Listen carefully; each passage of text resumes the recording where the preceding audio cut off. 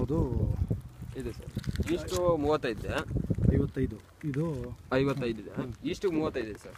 Entrance ನಿಮ್ಗೆ 35 ಬರುತ್ತೆ. ಆ ಸೈಡ್ ಬಂದು ನಾರ್ತ್ಗೆ 50 ಇದೆ. ಹಿಂದೆ ಕೂಡ 53 ಇದೆ. ಈ ಸೈಡ್ ಕೂಡ 53 ಇದೆ. ಅಂದರೆ ನಿಮಗೆ ಈ ಮೂಲೆ ಎಕ್ಸ್ಟ್ರಾ 6 ಅಡಿ ಬಂದು ಈ ಕುಬೇರ್ ಮೂಲೆ ಎಕ್ಸ್ಟ್ರಾ ಬರ್ತದೆ ನಿಮ್ಗೆ 3 ಅಡಿ. ಆಗಲಿಲ್ಲಪ್ಪ.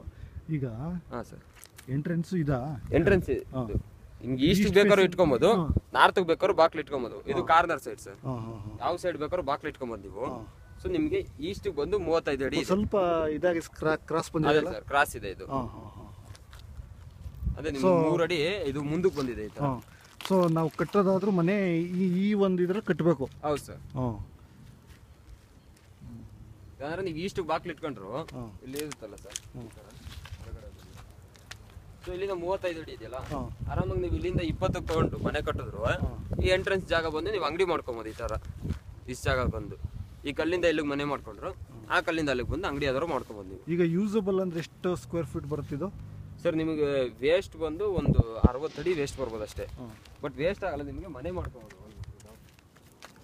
ಸೊ ಅದನ್ನೆಲ್ಲ ಚಾರ್ಜ್ ಮಾಡ್ತಾರೆ. 50 ಅಡಿ ಏನು ಬಂದಿದೆ ಅದ್ರದ್ದು ಕೊಡಬೇಕು. ಹೌದು ಸರ್.